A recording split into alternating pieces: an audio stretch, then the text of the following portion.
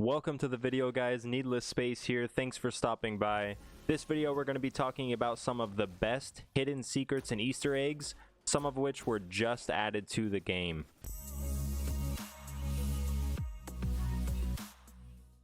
So Bungie has always loved to add in little hidden details and Easter eggs.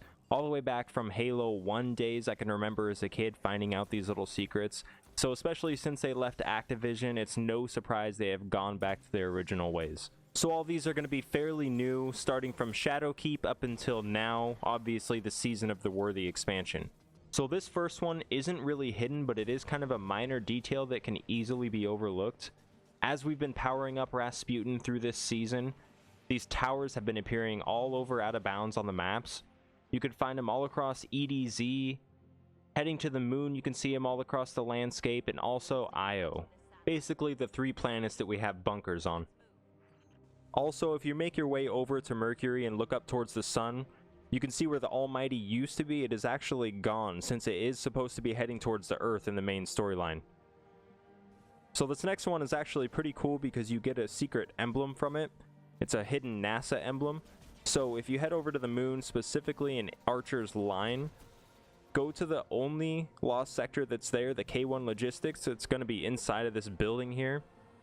When you get far enough into the lost sector to where you're in this big open area with the main boss, you don't even have to defeat the boss. Just head over towards the right side of that little area, and you're going to see a satellite that's crash landed on the moon. Activate that satellite and you can pick up this hidden emblem. So this next one is still shrouded in a ton of mystery. The community still can't really figure out what the point of it is, and that is just like Bungie to do something like this. So if you've been doing activities on the moon, you've noticed you might come across what's called these little rice cake consumables. Now these can actually be used, even though the description on them really gives you no information. There's these little hidden Jade rabbit statues scattered all around the moon. And you go up to them, and if you have one of these rice cakes, you can give it to the Jade Rabbit, and it becomes part of your collection. Now, the part I actually had no idea about is these teleport into a room, and you can go check it out on the moon, travel to the sanctuary where Eris is, and underneath where you spawn in, head into that building, and on the backside there's a little room where you can see all the ones that you've collected so far. So the next one we have are Trove Guardians. So you can randomly be patrolling around the moon and come across these guys, but the spot where they spawn does change every week. Essentially, they're yellow health hive, and their name does say Trove Guardian. And when you kill them, what happens is a little section of a path will appear in the sky, and when you jump up on it, the next section will appear, and so on, until you get to the end and a chest will spawn, and you can grab a little bit of loot from it. This next secret is kind of interesting because it's sort of foreshadowing what's going to happen later in this expansion. So if you head to the bunker on EDZ and look on the left-hand wall once you get in the main room, you can see basically a layout of our solar system, and all the names are in, I believe, Russian is what it is. But if you look off towards the right-hand side of this wall, what started as a little red triangle coming in from the right hand side, as the season progresses, these guys are actually getting closer and closer, and more of them are appearing, and I think it's safe to say they represent the darkness or those pyramid ships that they have. And it's kind of interesting that we can actually get a visual representation of them coming towards our solar system. So this next one is actually a little mini game that you can play on the moon, and I warn you, it can get very addicting. And if you get the high score, you can actually get a triumph from it, which is pretty interesting. So if you head to the moon, on the cliffside, you'll see this little terminal that's lit up next to this tiny doorway. You can pay 1,000 glimmer to activate it, and a tire comes out. And what you have to do is roll the tire down this little ramp and get it in one of those craters. The smallest crater in the middle is what's worth the most points. And every time you activate it, you get 3 tires, and the way to get the triumph is to get all 3 tires in that center crater. Since we're already in the sanctuary, we'll talk about another little Easter egg here.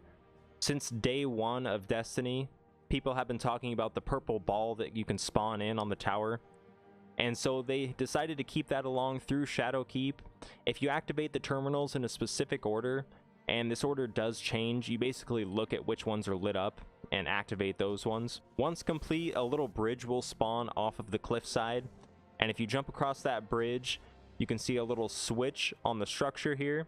Activate that switch and the purple ball will spawn in the sanctuary. As far as I know, there's not a real purpose for this ball other than just interacting and messing around with it. This next one also takes place on the moon. So if you've been wandering around, sometimes you can come across these little chests that have these rune emblems on them. And they don't seem like you can actually open them at first. And if you look around, you can see these same runes scattered around nearby. And you have to shoot them in the correct order to open up the chest. Basically, the order that's displayed on the chest from left to right. If you do by chance mess up, it will spawn in this knight to take care of you and it will reset the code. You'll just have to try it again.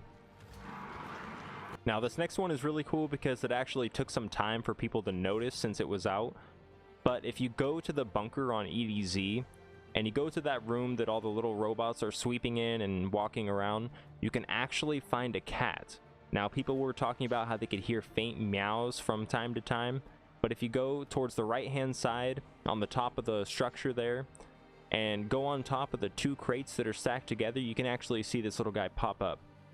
Alright guys, so this next one was actually just added within this last week or 2 in Season of the Worthy, and I don't really know what triggers it, if it's random or what, but you can go to any of the planets that have the Seraph Towers event or the bunkers, and you can see these little shield emblems appear when you spawn in or while you're doing an activity. And if you head towards those shields, you can see these little Rasputin warframes. Now, the first time I saw these, I actually didn't get to them in time to realize what they were, so it kind of threw me for a loop.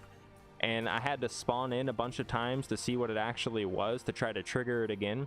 And if you head over towards them, they're these little Rasputin frames that seem to be marching along, shooting at enemies.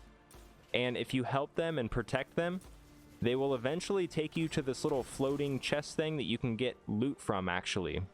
I'm not sure if you can get anything rare out of these, but it's pretty interesting nonetheless, especially since it's so new, we don't really know what it's for. Alright guys, that is the end of our list. Let me know which ones of these were actually new for you. And let me know which ones you had already known about down below in the comments. I hope you guys enjoyed the video. I will catch you guys in the next one, and as always, good luck and have fun.